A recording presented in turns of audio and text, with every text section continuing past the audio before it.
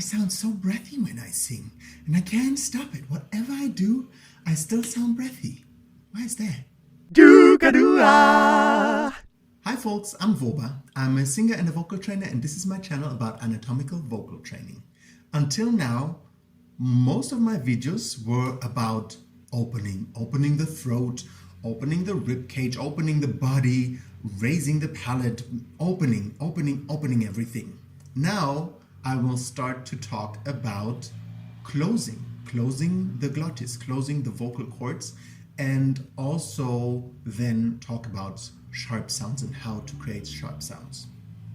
Now, firstly, if you have the problem that your sound is always breathy and there's always this slight s behind your voice singing, you should look at these videos first.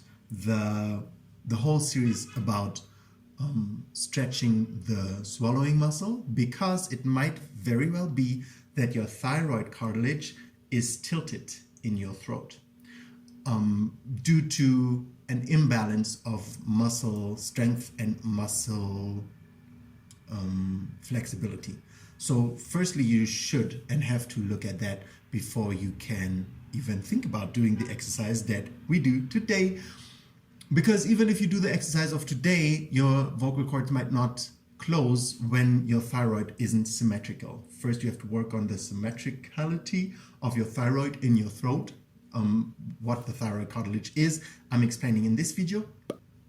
And then once it's symmetrical, then you can work on closing the vocal cords and having a not breathy sound.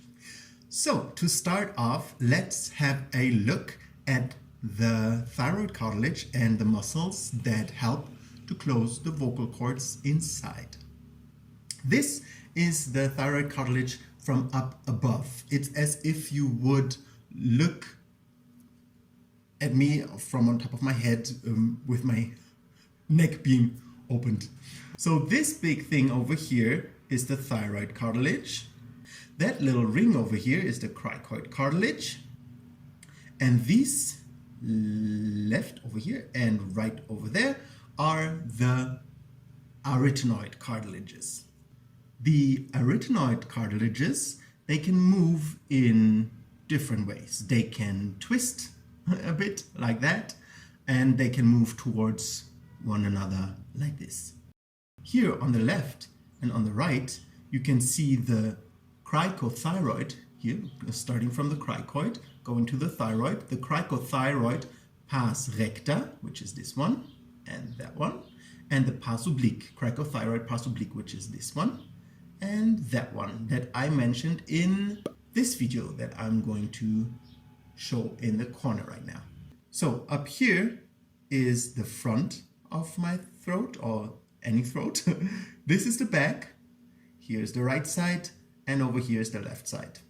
First of all, let's look at the arytenoid cartilages, this one and that one.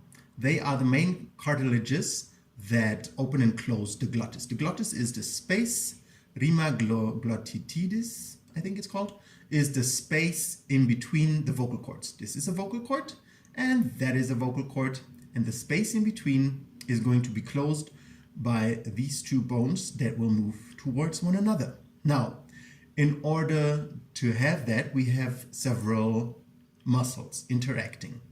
Let's start with these muscles down here. This is the transverse arytenoid muscle. These are the oblique arytenoid muscles. They pull these two little fellas, the arytenoid cartilages, together. When this muscle and these muscles contract, they pull these two together to the middle, like this.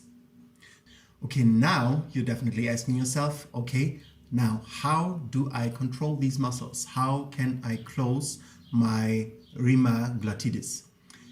How can I close the space between my vocal cords? This is something that I will show in the next video, because this is going long already. But now that you know all these muscles, keep them in mind, because I will go through these muscles again in the next video. Subscribe and like my video if you like the content.